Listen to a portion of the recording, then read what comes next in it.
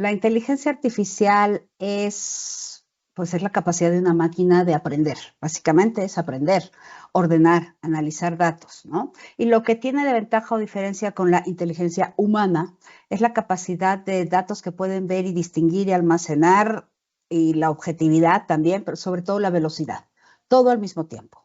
¿No? Tú puedes pensar, analizar y ver, te tardas un año en lo que una máquina se va a tardar un minuto y sin exagerar.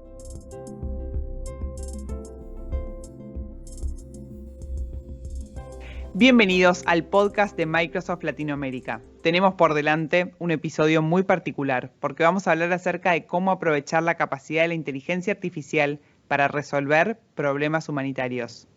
La innovación brinda soluciones digitales a sectores que anteriormente carecían de acceso a la tecnología, incluida la comunidad de organizaciones sin fines de lucro.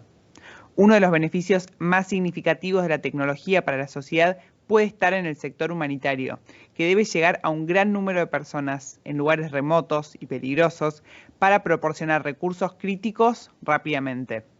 La tecnología presenta la oportunidad de acelerar y magnificar el impacto de los esfuerzos de ayuda humanitaria a través de una mayor eficiencia y capacidad de respuesta, llegar a más personas antes, de forma más rentable y salvar más vidas. Para hablar de un tema tan apasionante estará con nosotros Lupina Loperena, especialista en asuntos corporativos en Microsoft Philanthropies México.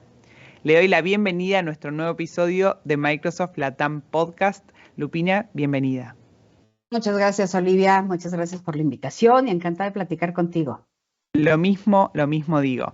Tanto la inteligencia artificial como las crisis humanitarias son conceptos difíciles de enmarcar en definiciones simples.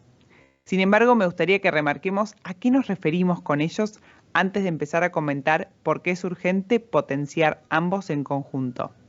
Inteligencia artificial y crisis humanitaria. Te escucho. Pues mira, la inteligencia artificial pues es la capacidad de una máquina de aprender. Básicamente es aprender, ordenar, analizar datos, ¿no? Y lo que tiene de ventaja o diferencia con la inteligencia humana es la capacidad de datos que pueden ver y distinguir y almacenar y la objetividad también, pero sobre todo la velocidad, todo al mismo tiempo. ¿No? Tú puedes pensar, analizar y ver, te tardas un año en lo que una máquina se va a tardar un minuto y sin exagerar, ¿no? Y además tienen esta parte de la objetividad, ¿no? Pues como no piensan realmente, en realidad nada más analizan lo que tú les pones, pues no se van a ir a lo mejor a pensar que tal que tú no quieres ver esto, ¿no? Ellos van a leer todo.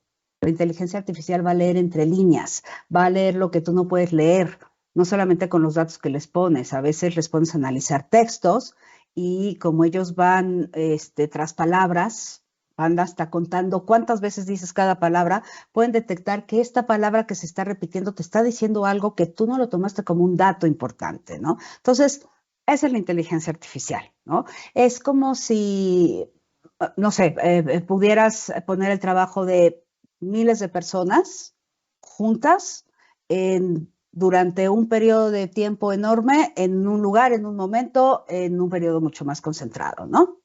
Entonces, eso es muy importante, saber también que para tener estos datos, estas estadísticas certeras, no sé, recordar que, por ejemplo, que una o varias anécdotas no son estadísticas, eso es importante, vas a saber que todas estas estadísticas o datos o cuentos que te hace la gente, tú los vas poniendo y los vas juntando de una manera ordenada, los vas analizando y vas a saber si eso fue una anécdota o es realmente un hecho que se repite, ¿no? Esa es la diferencia, porque siempre va a saltar quien te diga, yo tengo otros datos. Bueno, a ver, no, aquí estos son los datos y estos datos están analizados, ¿no?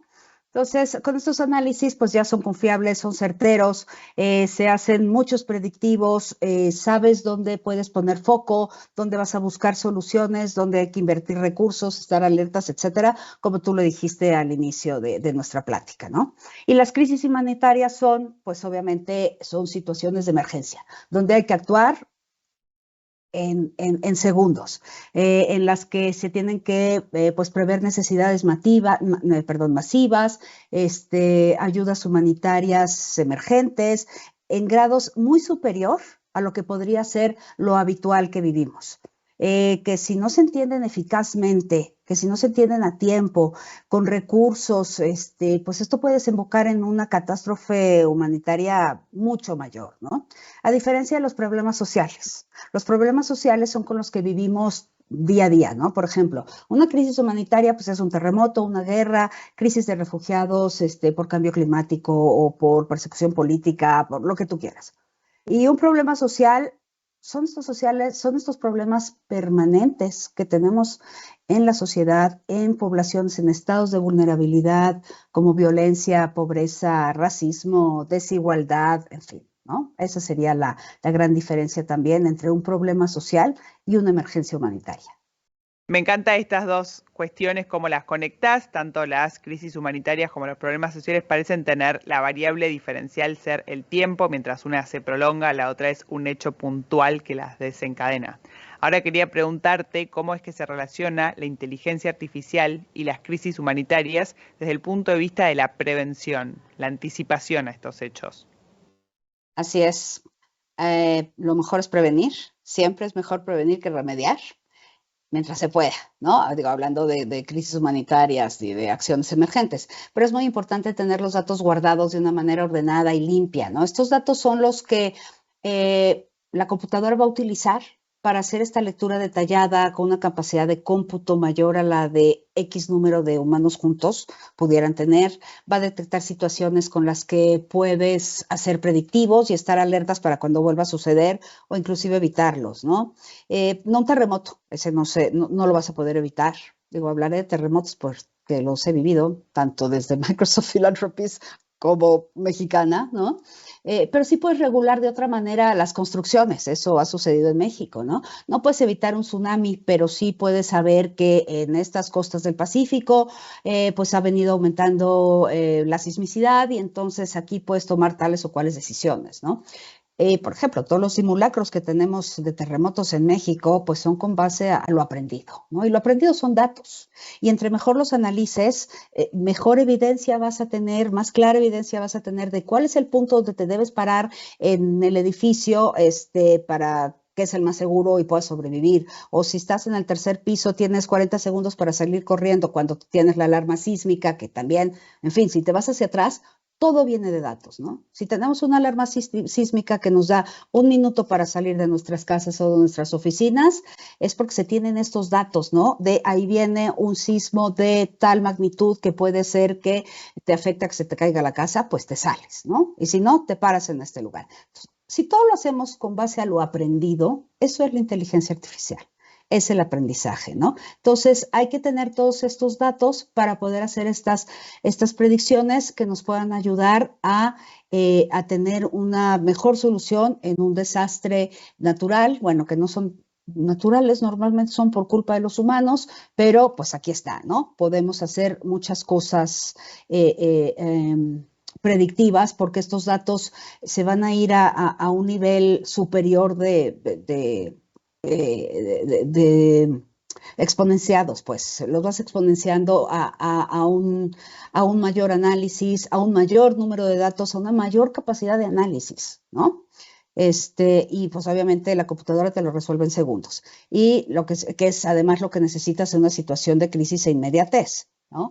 Y es leer por ejemplo, leer la ruta despejada para poder llevar víveres en tiempo real, es poder entender dónde hace falta un equipamiento de tal tipo, lo vas a vincular con la población porque puedes echar mano por su edad y su salud, ¿no? Por ejemplo, para no llegar con una población con eh, agua para 10,000 personas y resulta que en ese lugar había necesidad de agua para 3,000 personas. Entonces, ya desperdiciaste, ya no estuvo donde tiene que estar y el agua es algo vital y tú se lo puedes ir sabiendo desde antes para que en el momento que tengas que arrancar, la logística fluya y no estés de dónde era, cómo voy, a dónde vamos, cómo empezamos. No, a ver, aquí algo te lo resuelve rápido. Y obviamente es porque tú ya tienes todos los datos de antes, todo este aprendizaje que ya tuvo la máquina.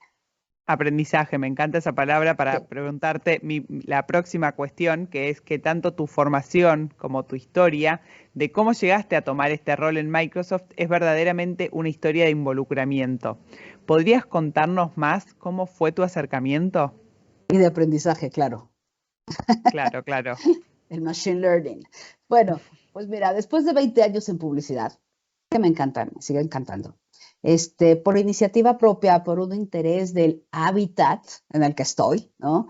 Me involucré en la protección de los bosques urbanos, que pues yo vivo en Contadero, en la Ciudad de México, que es en medio de un bosque urbano, que son los bosques de contención al desarrollo de las grandes metrópolis, ¿no? Porque si no, al ratito tendríamos franjas y franjas continuas sin nada verde en el mundo y pues nos morimos, ¿no? Porque tienes, además de servicios hídricos, pues muchos otros servicios básicos para poder tener una vida, una calidad de vida decente en el mundo, ¿no?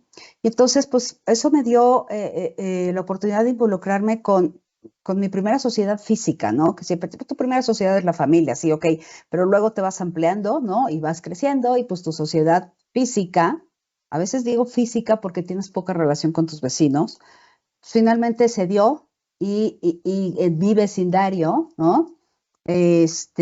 Me empecé a involucrar en este problema porque pues obviamente tenemos que defender que no cambien el uso de suelo, defender que no violen el uso de suelo, aunque no lo cambien. Por ejemplo, si aquí hay un permiso para tener una casa de 2 pisos, pues no vengas y pongas un edificio de 7 pisos donde van a vivir 25 familias que van a necesitar agua, vialidades, etcétera, etcétera, y no se puede, ¿no? Entonces, eso afecta al suelo, al bosque, a la recarga del acuífero, etcétera, etcétera. Entonces, ahí me convertí en una ciudadana, que era yo una buena ciudadana, era una ciudadana pasiva, ¿sabes? Me convertí en una ciudadana activa, muy apasionada por todas las causas que se necesitan trabajar mucho, que se necesitan profesionalizar, tener visibilidad y bueno, empiezas a volverte luchadora de todo lo que empiezas a tener alrededor, ¿no? No, que si las mujeres, no, que los niños, no, que, en fin, ¿no? Entonces, empiezas a ver la vida con otros ojos. También hace muchos años me tocó estar en el arranque de la Fundación Ishui Mau para Niños Quemados aquí en México, que son estas fundaciones que nacen también por una situación personal de la muerte de una queridísima amiga mía con sus hijos. Su madre, Virginia Lemaitre, decide hacer esta fundación para que un niño no se vuelva, tenga la atención necesaria cuando tiene una quemadura que lo puede llevar a la muerte, ¿no? Entonces empiezas a aprender también de la profesionalización que necesitan las organizaciones de la sociedad civil, la necesidad que tienen de hacerse visibles, de cómo se relacionan, por ejemplo, las organizaciones de la sociedad civil con el gobierno cuando piden políticas públicas, cuando piden cambios, cuando piden atención. También con los medios, porque los medios pueden ayudar para dar visibilidad y para poner el punto, ¿no? El dedo en el asunto, señalarlo. Y en el 2010 tuve la oportunidad de entrar haciendo todo esto como parte de mi vida ciudadana, no laboral. En el 2010 tuve la oportunidad de entrar a trabajar a Microsoft y entré por el área de recursos humanos, pero siempre con la mira de entrar a Citizenship. Yo sabía que existía Citizenship, quería entrar a Citizenship y entré a recursos humanos. Dije, bueno, yo de aquí ya estoy adentro, tengo que llegar a Citizenship. Y así fue, después yo creo que como de año y medio, me fui al área, se llamaba CELA, ¿no? Que era Corporate External and Legal Affairs. Entonces ahí en estas Corporate Affairs estaba Citizenship y ahí empecé yo a hacer cosas para filantropía, ¿no? Más de organizar eventos, llevar presupuestos, administrativo y hasta que, pues en el 2017 tuve la oportunidad de estar ya de lleno 100% en Philanthropies, ya se llamaba Philanthropies, y hace como unos 3 años, pues ya estoy en la estructura de la TAM, de la región, América, somos ahora, incluye Canadá, del área de filantropía. Y bueno, nunca he sido más feliz en mi vida laboral que ahora. Y en el 2017, que se abrió esta oportunidad, pues tuve también la suerte, la rifa del tigre, pues de que nos tocó un terremoto, ¿no? Entonces aprendí cómo se manejaban en Microsoft las emergencias humanitarias. Muy interesante. Muy interesante. ¿Y cómo crees que puede la tecnología potenciar el tercer sector? Bueno, pues vuelvo a una palabra ya muy repetida ahorita en mi historia, que fue profesionalización, ¿no? Definitivamente el tercer sector eh, debe estar consciente que tienen que trabajar como cualquier otra empresa. Aunque tengan voluntariado, aunque reciban dinero de donaciones, ellos tienen una empresa, literalmente, lo que la palabra significa, ¿no? Entonces, ellos tienen un objetivo. Y para poder lograrlo, tienen que estar realmente profesionalizados. Y la tecnología definitivamente es un punto importantísimo y por eso desde Microsoft hacemos la donación de tecnología para que trabajen como cualquier otra empresa, que tengan una mayor potencia de cómputo, ¿no? Que tengan nube, que sepan que los datos son su mejor activo y que los vayan ordenando y cuidando y si los pueden ir subiendo a la nube mejor para analizar, porque al final ellos tienen los datos de todos los grupos vulnerables del país, ¿no? O de la región o del mundo. Podríamos hacer un mapa a raíz con base en los datos de las organizaciones de la sociedad civil. Entonces, no solamente es usar ofimática, ¿no? Ok, les vamos a donar siempre el Office 365 o Microsoft 365 con Windows, con Office, van a usar Teams, tienen nube anual renovable donde pueden estar empezando a hacer pues un mejor uso de todos sus datos, tener mejores recursos, backups y demás, pero no solamente almacenar o no solamente tener máquinas virtuales, también pueden utilizar herramientas de machine learning, por algo se llaman así, ¿no? De aprendizaje para que la máquina aprenda qué es lo que ellos están guardando y quieren leer y quieren saber y quieren predecir. Y vamos a tener una sociedad civil organizada, de verdad, profesionalizada y con muchísimo mayor alcance de lo que tenemos. Creo que ¿Qué, deberíamos de tomar nota de lo que hacen en otras regiones donde ya hay organizaciones donde utilizan en su día a día la inteligencia artificial. qué interesante esto que nos estás contando? Quería preguntarte qué ejemplos hay a nivel global de este tipo de iniciativas del uso de inteligencia artificial puestas en práctica para ayudar a los demás.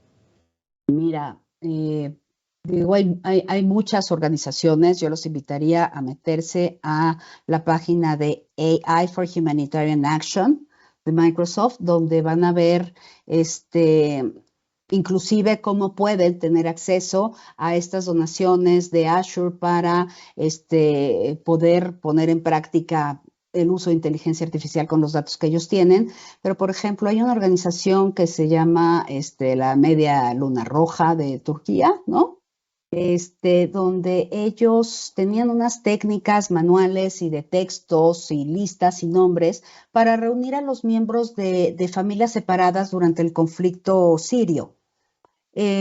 Al final estas pues se dieron cuenta que había información incompleta o errónea y esto resultó en una muy baja frecuencia de coincidencia de las personas desaparecidas, ¿no?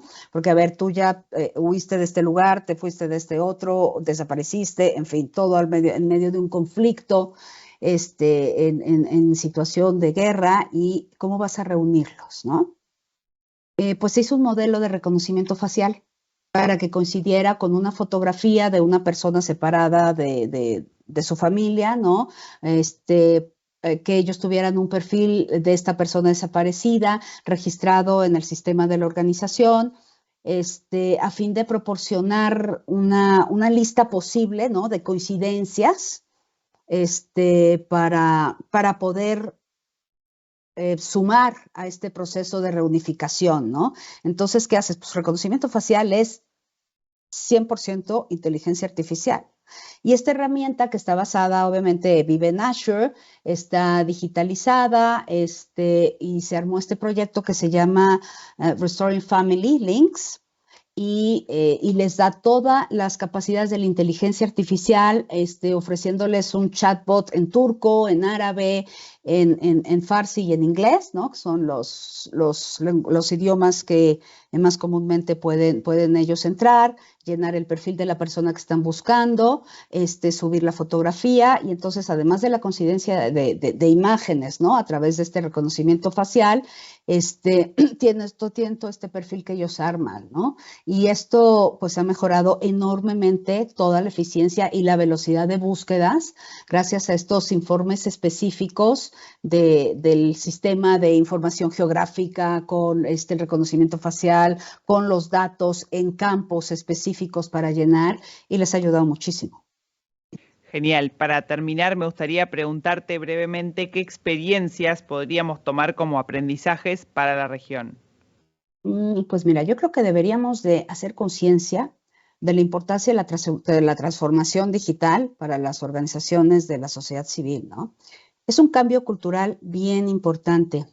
Ayer platicaba precisamente con eso de Teletón, ¿no? De lo más difícil era la gente que trabaja en la institución, que es una institución enorme en México, donde pues estás con muchas personas que tienes que decirles, vamos a trabajar de esta manera, los datos los vamos a ver todos, los datos los vamos a compartir, los datos se van a centralizar para que todos tengan acceso. No son tus datos, mis datos y los datos del otro, son los datos de la organización. Y tienen que estar hechos de esta manera. Y así tengas tú 20 años haciéndolo como quieras y te ha funcionado, pues ¿qué crees? Se te pudo haber pasado esto y esto y esto, y aquí está, ¿no? Ah, mira, no me he dado cuenta. Entonces, empiezas por la gente, con una transformación digital. Es un cambio cultural. Y entonces, esos pasos se deben dar para poder saber que todos los datos que tienen nos pueden dar muchísimo a ellos, obviamente al país, a la región y al mundo. Son mapas para reaccionar a tiempo, para prevenir o incluso para saber en dónde estamos, ¿no? En caso de muchísimas, pues pueden ser desde problemas de accesibilidad, problemas físicos, de salud, problemas de educación, problemas de discriminación. O sea, todas estas poblaciones y comunidades que atienden las organizaciones de la sociedad civil son vitales para saber cómo debemos seguir. Podemos ver desde políticas públicas, por supuesto, me parece que son áreas donde las organizaciones de la sociedad civil organizada, debe de trabajar para tener un mundo mejor, ¿no? Y estar al día con todo lo que la inteligencia artificial ofrece para todos los programas de impacto social, como ahora en México, por ejemplo. Te puedo dar también un ejemplo que tenemos donde hay un uso de inteligencia artificial para ayudar a niños prematuros que nacen probablemente con algún problema de retinopatía, ¿no? Todos los niños prematuros tienen un porcentaje alto de probabilidades de tener una retinopatía, lo cual los haría quedarse ciegos para toda su vida, ¿no? Entonces, la Fundación para Evitar la Ceguera en México desarrolló una aplicación en Azure a través de un programa nuestro que es AI for Health, donde se puedan procesar las imágenes de fotos tomadas con un celular a los ojos de un niño que nació prematuramente en un lugar donde no hay un oftalmólogo pediatra en el hospital, o no hay una máquina para detectar esta retinopatía, o inclusive no nació en un hospital, o fue a una clínica y es un lugar remoto, un lugar con mucha pobreza, en fin. El doctor puede tomar la fotografía con su celular, con un lente de aumento como el que usan los doctores para verte los oídos o los ojos, y van a procesar esas imágenes donde ya un algoritmo sabe diferenciar un ojo sano de un ojo enfermo. Entonces te dicen, ese niño está enfermo, tiene una retinopatía. Esa retinopatía se tiene que curar en las siguientes 72 horas o el niño puede quedar ciego, desarrollar ceguera para toda su vida. Entonces, por ejemplo, ese es un ejemplo donde hoy por hoy se están pudiendo salvar niños que podrían ser ciegos el resto de su vida. Qué fascinante, ¿no? Con tan solo una fotografía, bueno, tomada por un médico y con alguna asistencia especial, tiene la capacidad de cambiarle a alguien la vida por completo. Así es. Particularmente en sectores vulnerables, una discapacidad es tremendamente, tiene un impacto terrible, ¿no?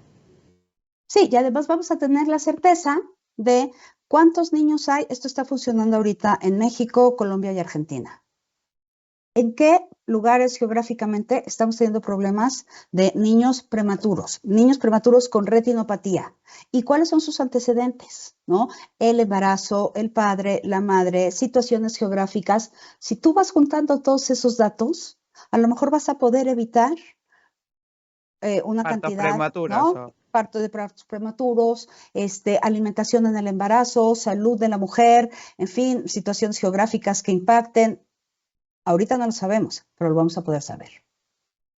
Lupina, muchísimas gracias. La verdad me quedo con esta cuestión de tanto los datos y más datos y profesionalización y tecnologías de impacto, tanto para el tercer sector, la sociedad civil organizada y el sinfín de oportunidades que se pueden hacer combinando estas dos cuestiones, ¿no? Por un lado, la tecnología de impacto y la inteligencia artificial, y por otro lado, la crisis humanitaria como problema puntual, pero que también ayuda a resolver un montón de otras cuestiones.